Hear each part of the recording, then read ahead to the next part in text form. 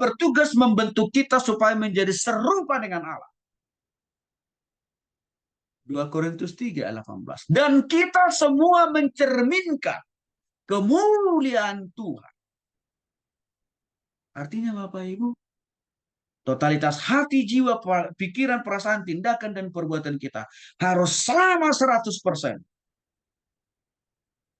Seperti cara berpikir, sifat, karakter daripada Tuhan itu sendiri. Itu arti kita semua mencerminkan kemuliaan Tuhan. Dengan muka yang tidak berselubung, artinya tidak ada kamuflase. Dan karena kemuliaan itu datangnya dari Tuhan yang adalah roh, maka kita diubah menjadi serupa dengan gambarnya dalam kemuliaan yang semakin besar. Apa artinya sini Bapak Ibu?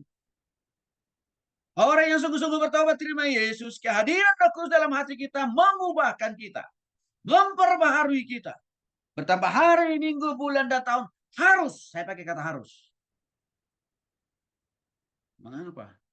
Karena pekerjaan Tuhan itu tidak ada yang kapan-kapan atau nanti-nanti. Saat itu juga pasti ada terjadi perubahan.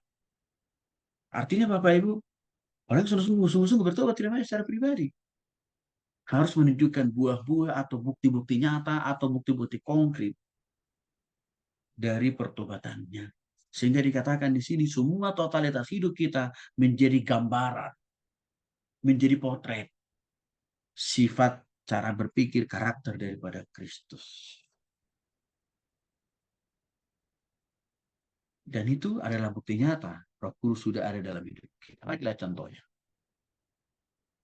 Bentuk keserupaan kita dengan Allah waktu Roh Kudus, waktu kita sudah sungguh-sungguh bertobat terima Yesus, di mana itu gerbang pertama kita didiami, ditinggali oleh Roh Kudus. Yang pertama, kita memiliki buah roh. Atau dalam istilah lain, kita memiliki karakter. Kita memiliki sifat. Kita memiliki perilaku. Kita memiliki pangalaho yang sama seperti Kristus.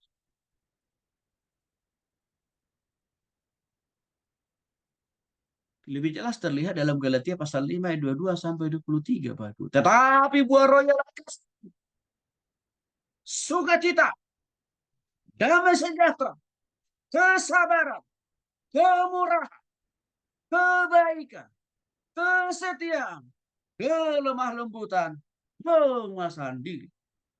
Ini harus jelas. Ini harus terbukti. Ini harus terlihat dalam diri orang yang sudah sungguh-sungguh bertobat terima Yesus atau yang sudah dipimpin oleh Roh Kudus, harus terlihat ini.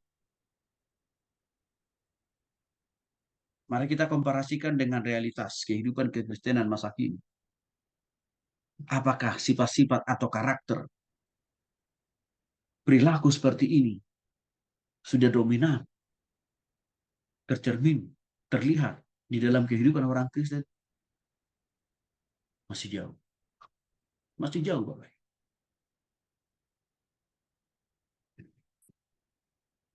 Tapi saya berdoa, saya berharap semua kita yang sedang belajar di STTP kita ini, karakter, perilaku, Galatia pasal 5 ayat 22 ini harus terlihat nyata. Kasih. Yang pertama. Artinya Bapak Ibu, motivasi atau pendorong kita melakukan segala sesuatunya itu harus didasari oleh kasih. Contoh konkretnya, beribadah.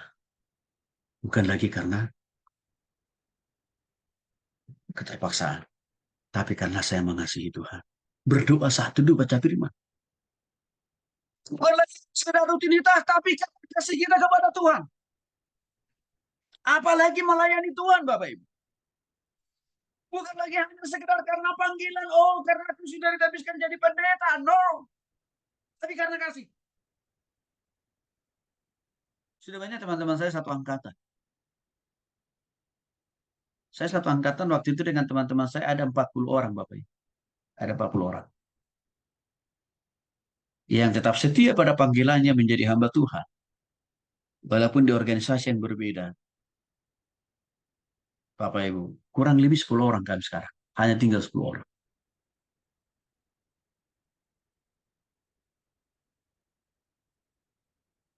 Berarti 30 orang. Mereka sudah angkat tangan. Angkat komitmen. Dengan berkata, Tuhan, udah selesai deh Tuhan, nggak mau lagi. Kata.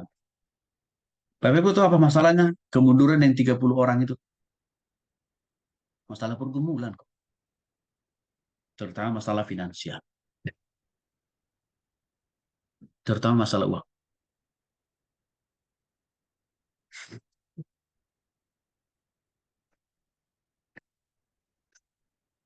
Saya katakan kepada mereka. Beberapa dari mereka curhat ke saya.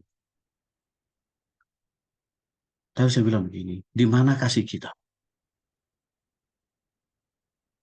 Kalau kita hanya melayani Tuhan waktu kita senang, waktu kita diberkati Tuhan, itu namanya bukan kasih. Mari kita belajar dari kasih Kristus. Waktu dia mati di kayu salib sekalipun, untuk dosa kita, dia rela menuntaskan misi terakhirnya sampai dia digantung di kayu salib. Tidak ada penderitaan, tidak ada sakit penyakit yang lebih sakit, yang lebih menderita dari apa yang Yesus alami di kayu salib. Tetapi dia tetap mengasihi, menunjukkan kasih. Bapak Ibu yang dikasih oleh Tuhan Kristus, seringkali kasih ini kita sederhanakan hanya sebatas kata-kata. Kasih ini amat dalam, mahal harganya kalau kita pahami. Kalau kita mengasihi Tuhan, tidak hitung-hitungan Bapak Ibu. Kalau kita mengasihi Tuhan, dalam melayani Tuhan, tidak ada negosiasi. Dalam sukar, dalam sakit sekalipun, harus tetap komit mengasihi Tuhan dalam panggilan. Sama bagi Bapak Ibu para pengusaha dan profesional. Kalau Bapak Ibu sungguh-sungguh mengasihi Tuhan, buktikanlah kasihmu itu waktu engkau sedang kesulitan dalam usahamu dan bisnismu. Engkau masih tetap mengasihi Tuhan dengan cara konsisten berdoa, baca firman, melayani, dan hidup dalam kekuasaan. Hari ini banyak keluarga-keluarga Kristen yang sudah kehilangan kasih. Sehingga tingkat perceraian di kalangan keluarga Kristen begitu tinggi. Padahal waktu pertama kali berjanji di hadapan Tuhan dan hamba Tuhan dan jemaat Tuhan. Janjinya luar biasa. Dalam suka atau dalam duka, dalam sakit, dalam senang. Itu kan janjinya kan Bapak Ibu. Tapi realitasnya, waktu badai persoalan ekonomi datang, lupa itu janji. Kasih. Bapak Ibu, kualitas kasih kami menjadi hamba Tuhan untuk mengasihi Tuhan, melayani Tuhan langsung diuji oleh Tuhan. Waktu pertama kami menyerahkan ijazah sarjana ekonomi kami untuk diproses dibentuk jadi hamba Tuhan. Dan kami tetap memilih jadi hamba Tuhan sampai akhir hidup. Sukacita. Ini dalam bahasa lainnya adalah selalu semangat, antusias Bapak. Seringkali juga kita sukacita itu hanya kalau ekonomi kita lagi baik-baik saja. Kalau kesehatan kita sedang baik-baik saja. Tapi waktu ekonomi terganggu, hilang sukacitanya, hilang semangatnya, hilang antusiasmenya. Itu berarti sukacita kita belum sama dengan sukacita yang dari Tuhan. Damai sejahtera. Ini bicara masalah ketentraman di dalam hati, jiwa, pikiran, dan perasaan. Kenapa banyak orang sekarang lari ke narkoba? Karena mereka berpikir narkoba itu bisa memberikan kedamaian, ketentraman, atau damai sejahtera. No. Damai sejahtera yang hakiki, yang sejati. Yang tanpa batas, tanpa dipengaruhi oleh situasi hidup kita. Hanya bisa kita temukan di dalam Yesus Kristus. Kedamaian Sejahtera ini sangat terlihat sebenarnya kualitasnya dalam hidup kita waktu kita sedang menghadapi pergumulan. Terlihat. Waktu kita sedang mengalami masalah, persoalan Bapak Ibu. Lalu langsung kita tidak lagi merasakan kehadiran Tuhan. Artinya kan tidak merasakan kedamaian dari Tuhan kan? Ah, itu berarti kualitas dalam sejahtera kita belum sama dengan Tuhan. Tapi orang yang sudah memiliki kualitas damai sejahtera yang daripada Tuhan. Waktu datang persoalan pergumulan, dia tetap yakin. Di tengah-tengah masalah, persoalan pergumulan ini sekalipun, Tuhan turut serta merta memampukan, menguatkan, dan meneguhkan saya. Sabar. Kualitas kesabaran kita itu Bapak Ibu diuji dari apa? Dari cara Tuhan menjawab doa kita. Banyak orang Kristen gak lulus kualitas kesabarannya. Salah satu contohnya apa? Gak sabar menanti jawaban doa dari Tuhan. Oh, berdoa. Tuhan. Itu berarti kualitas kesabaran kita nggak sama dengan Tuhan. Maka Tuhan mengingatkan kita harus memiliki kualitas kesabaran yang sama dengan Tuhan. Dengan apa? Tetap mempercayai Tuhan di tengah-tengah doa kita semuanya belum dijawab oleh Tuhan. Kemurahan artinya kerelahan untuk mau berbagi. Kemurahan sama juga artinya kerinduan untuk tak mau menolong orang lain. Bukan karena kita sudah jadi, bukan setelah kita jadi kaya raya. Enggak. Kemurahan itu tidak menunggu. Harus menjadi orang kaya dulu. Harus menjadi pemilik semua sesuatu yang ada di dunia ini. Enggak. Kemurahan ini seringkali Tuhan lihat kualitasnya ada dalam diri kita atau tidak. Waktu kita dalam kesederhanaan, masih punya hati nggak kita berbagi ke orang lain? Masih punya hati nggak kita menolong kebaikan? Kualitas kebaikan kita harus bertambah-tambah lebih berkualitas, lebih baik. Dari mana contohnya? Sekali lagi, waktu ekonomi kita tidak sedang baik-baik saja. Masih nggak kita bisa berbuat baik sama orang? Kan itu kualitasnya kelihatan. Kalau kita hanya bisa berbuat baik, waktu kita diberkati, waktu hidup kita aman-aman saja, nyaman saja, diragukan kualitas perbuatan baik kita. Tapi waktu kita sedang dalam keadaan berkekurangan, Bapak Ibu, di situ kita tetap bisa berbuat baik sama orang.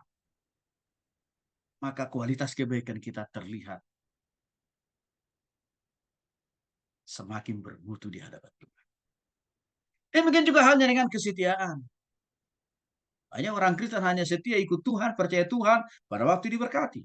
Tapi waktu badai ekonomi persoalan pergumulan datang, boro-boro, ngucapin setia saja sudah susah. Apalagi mempraktekkan. Sama seperti orang yang sudah berumah tangga kan begitu Bapak Ibu. Waktu pergumulan datang, nggak ada lagi kesetiaannya sama pasangan.